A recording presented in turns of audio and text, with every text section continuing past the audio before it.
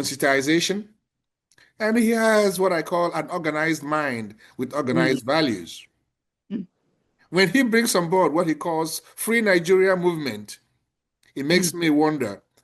It will bring all about not only synergizing the youth, our predecessors, yes, and will lead us to a future that is full of prosperity for posterity.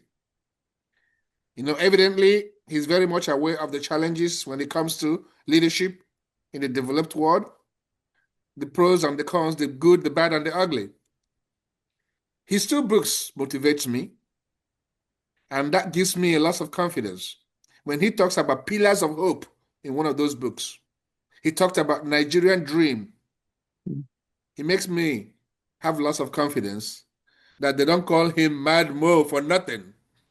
He is very unrepentant and he is unapologetic. He's very dogmatic.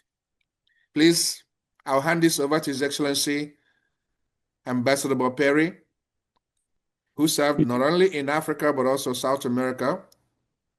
Yes, as an ambassador extraordinaire, a statesman with dignity, and my mentor, and who is also willing to accommodate you if you're looking for a mentor. Countries are paying for. It's American consumers who are paying for those tariffs. First with the companies that bring things in, and then they have to decide at the corporate level how much to absorb and how much to pass on to consumers, which is all of us. It's not something that other countries pay to the U.S. government to ship their goods here. It's we who consume who pay. So thank you very much, Cecilio, for noting that. And the need for other countries in the world, in the global south, to organize, to promote their products to each other. And that is already happening between Africa and Latin America. It is happening. I think some of the Asian companies, Japan, Korea, are also looking at those market opportunities there. So we are unfortunate to have the leadership we have now here in the U.S., but this too shall pass. And it's up to others to promote more balanced global economic development. So at this point, I think I'd like to pass it to Dr. Yes, he's not a spring chicken. So over to you, Dr. Mo.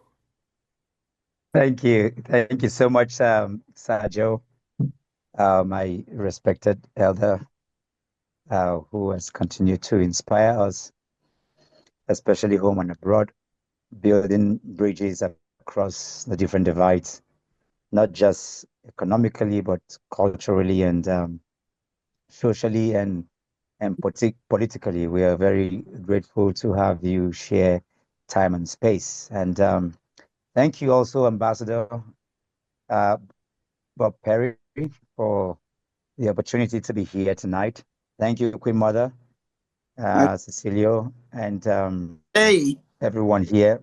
Thank you, Rukaya. I see you, Alhaji Dendija. Thank you for the opportunity to be able to speak and to try to attend to some of the issues back home and how we can connect the dot, especially from where we are. It's uniquely, I don't think it's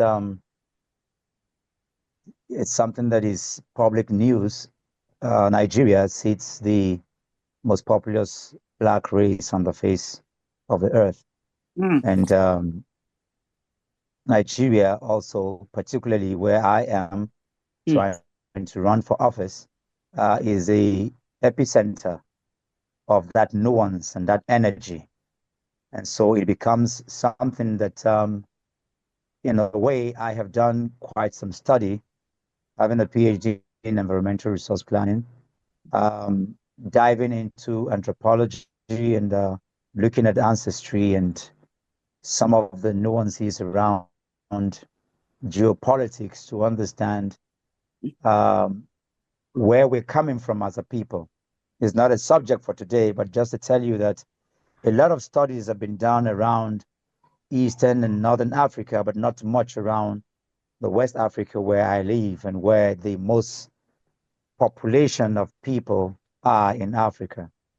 Today, over 80% of the Black diasporans in terms of ancestry come from this particular geographical area where Nigeria is situated. And not much has been done. I've been through the economic turmoils and the political instability and the insecurity that continues to pervade our spaces. All our young people. I mean, my first degree was in 1997, 98. I left school at the 2000. And in Canada, I have 50 of my mates. In America, when I come to New York, we have a portal that has about 20 people. You go to Atlanta. I'm talking about my classmates. We don't even have 10% of us left here. So the best of us who went to university are out across Asia, America, and the rest of the world. So who is left at home? We are left with people who are the people making policies for us are those who are excited to sit with white people, to be dominated. We have clowns and useless people, forgive my French, people who have no values at all. And so the issue for me is not just about economy, but political. And that's why I'm running for an office, because imagine that I'm running for an office in the municipality of Nigeria that is home to over 150 embassies, that is home to all the foreign expatriates, home to what we call the Aso Rock, which is like the White House, is sitting to what we call the national assemblies that make the laws and all. And I can tell you, I'm probably the first PhD, probably the first graduate contestant, to go into this office. The person there right now did not even finish high school. And that has been the trajectory in the last, nearly 30, 40 years. So this is the issue to deal with, because until we can have political leaders who understand, the issues, we can't even attend to policies of economy, much less talking about what we need to do. So I can read off my manifesto, I can talk about my vision, but all of that in terms of what we need to do economically will go nowhere if we do not have a base of leadership that understand what it means to even attend to these issues. And so tonight for me, I have traveled across the world. I came back from Indonesia just a few months ago, where I was able to touch base with the ministers and the past leaders and presidents. And I know what can be done economically. We don't need any model from anywhere in the world. I mean, we can turn the soya beans, we can turn the sugar cane, we can turn the mangoes, the fruit. These are things that are grown without nothing. You don't need to do anything. I mean, this is home to some of the most brilliant, young, energetic people. 100 million. Nigeria is home to 35 to 18 years old of 100 million people. But because we have no government and people and leaders that understands what to do with these young people, all of these people they've been weaponized into banditry, into kidnapping and terrorism, and because it's a cycle that feeds itself, that cycle continues. So for me, it's more about leadership. Because the day we can get the leadership of Nigeria right, then we can get our economy right. We can get our policies right. We can get our cultural, the narrative that needs to be created. And also we can now begin to help the diaspora.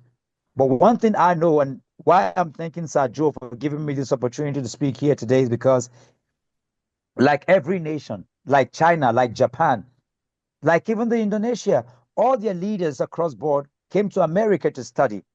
They studied, but they went back home with the knowledge and power and the connection that they had. And that's why we have the modern China that we have today, the modern Indonesia, all of these countries, even the Dubai that we have today, they all went to places like Great Britain and America to study, but they went back home with the knowledge and the innovation and the technology. And I'm talking to some of the best Black people on the face of the earth right now. And I know that with your help, we can get home right and we can fix the economy. I mean, we are home to trillions of dollars of innovation, just if we can get the political leadership right. Everything you touch in Nigeria is gold. This is, I don't even know how to put it. The country is just too rich in terms of her mineral deposit. The land is just too rich. We can practically feed the world, but here we are. So the discussion tonight is not even about trying to take the level higher, because we are at the lowest level of what life can give. And yet we're sitting on a gold mine. Listen, fathers, mothers, friends, and fellow nation builders. There's a place called Zamfara State in Nigeria. It has more gold than the Gold Coast in Ghana. Some of the most modern equipments that are produced today, Nigeria is home to minerals like, what's the name of these minerals that are using today to create modern batteries that can, all the things that NASA are requiring today, Nigeria is home to those minerals. And yet, here in Nigeria is home to the most poorest group on the face of the earth. Abuja is the capital of Nigeria. There are 32 IDP camps in Abuja.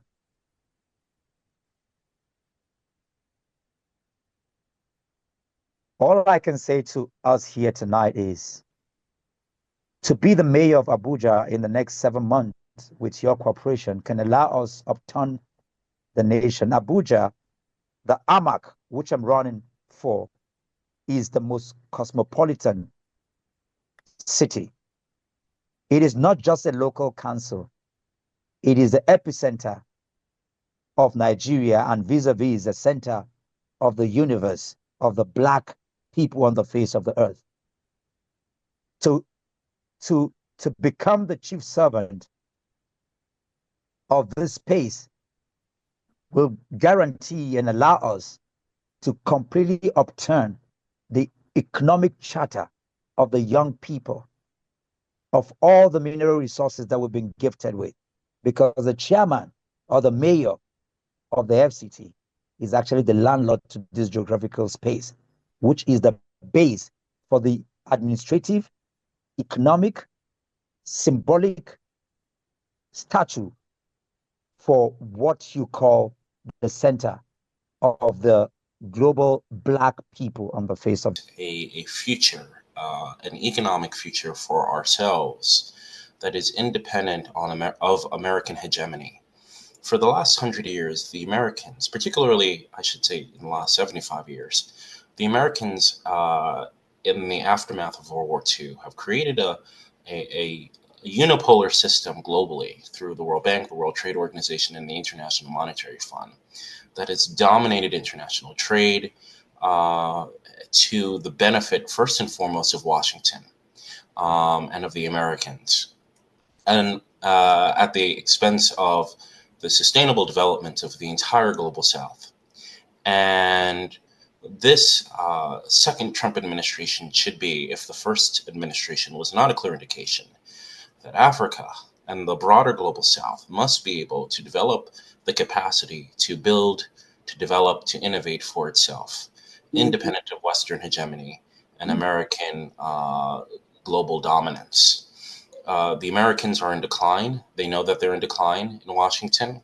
And the world is ready to move on through BRICS Plus, through the G77, through our post-Western, post-liberal alignments. We are ready to move on with or without the Americans. And we have to make clear, as a body that represents the global South, that we don't need Washington to dictate the terms of our relations, both across countries on the continent of Africa and with other countries throughout the global South. That the bellwether of political alignment is not determined in Washington. It's determined in our own national capitals, and it's determined by our own peoples, whether it be in Abuja or Nairobi, whether it be in Cairo or whether it be in Algiers.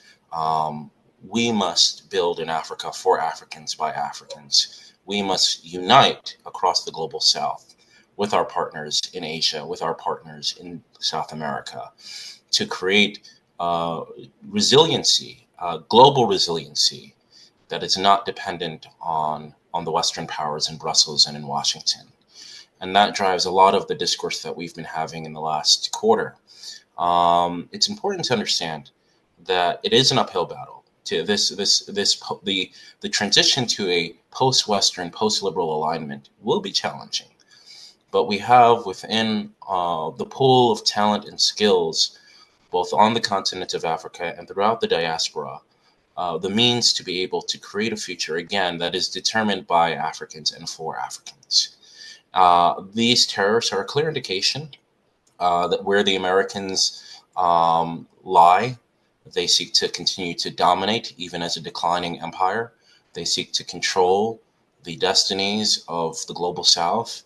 And we must unite, again, with the best of our skills, our talents, and our resources to determine our own future and to drive the development discourse on our own terms. And so we need diaspora-led enterprise development. We need a digital infrastructure for tomorrow. We need waste-to-energy systems. We need capital alignment strategies that, again, aren't dictated by the West, aren't dictated by decision makers in Washington or in Brussels. And that is possible through the discourses and through collaborations such as the platform that has been given to us by the Honorable Sir Dr. Joe Madu. And so we must continue to work under his guidance and leadership and under the so many wise leaders who are driving us towards this collective consciousness to move forward with local innovation, unlocking scalable solutions for sustainable growth across the continent. And we must do so with the wisdom and the guidance of our elders and our ancestors, knowing the betrayal time and time again of the West, and the indignities that they continue to put upon us, not respecting us as equals, but as far off peoples and resources in the periphery. We are not the periphery. We are the majority of the human population, and we have the wealth of the resources of Mother Africa and of the larger world outside of the West. And so we have to take to that a collective consciousness about how we drive that development discourse on our own terms.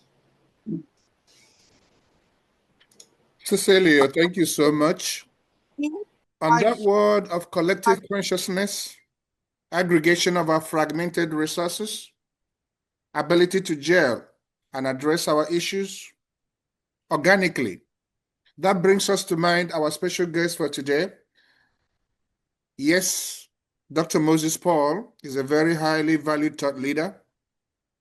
I know I have experienced what I call the touch of his humanity, evidenced in positive actions and opinions in both life, community, politics, and general social values. Yes, his PhD, Queen Mother, is head and shoulders above environmental resources planning. He's a servant leader, an advocate for youth sensitization, and he has what I call an organized back home and how we can connect the dot, especially from where we are. It's uniquely, I don't think it's something that is public news. Nigeria sits the most populous Black race on the face of the earth. And Nigeria also, particularly where I am trying to run for office, is a epicenter of that nuance and that energy.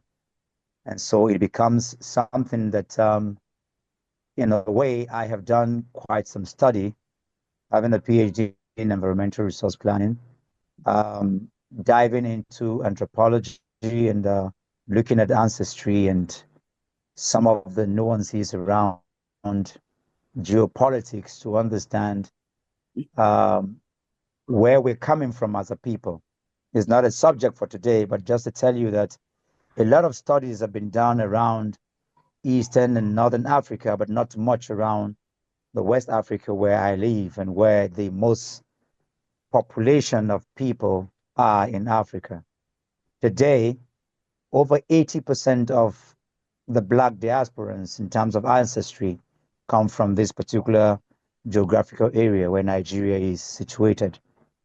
And not much has been done. And when I have the other opportunity some other time, we can glance through it and I can share some of the new studies that some of us have made that I know would make frontline in a few months and years to come. Because in reality, in trying to connect the dots, the reason why we haven't had so much study, you know, we are on the banks of the Atlantic Ocean.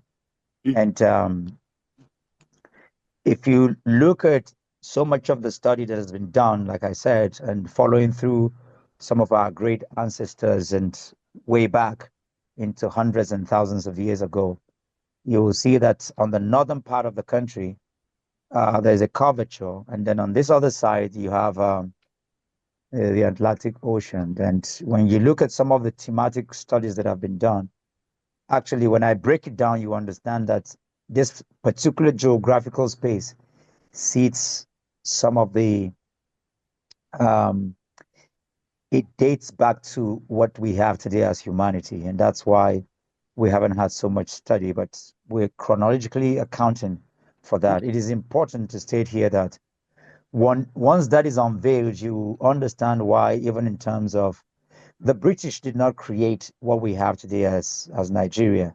This black, huge population of people have always existed here in this part of the world forever, trading and interacting with each other.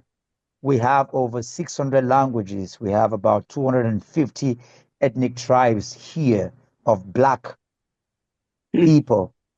And we've always been here, you know. And when some of the things we're discovering are actually very staggering. I'm saying this because when you juxtapose this on the modernity of where we are as a people, and you vis-a-vis look at the political culture, in a nutshell, you understand that the middle belt of Nigeria, for example, can feed entire Africa. It has one of the best of land and soils on the face of the earth. And yet, Nigeria is unable to feed ourselves because of politically controlled narrative and conjectures that have created the current reality that we are and have today. So if you look at it in terms of economy, we have no reason. As an environmentalist, I can tell you, Abuja, which is the capital of Nigeria, is sitting and home to some of the most precious, met with the slave trade is still going on right now, even in Nigeria. And the slave trade we had, you know, our best of people being sold by our people, because the white man did not crush through our borders. You know, our great grandfathers were given mirrors and gunpowder.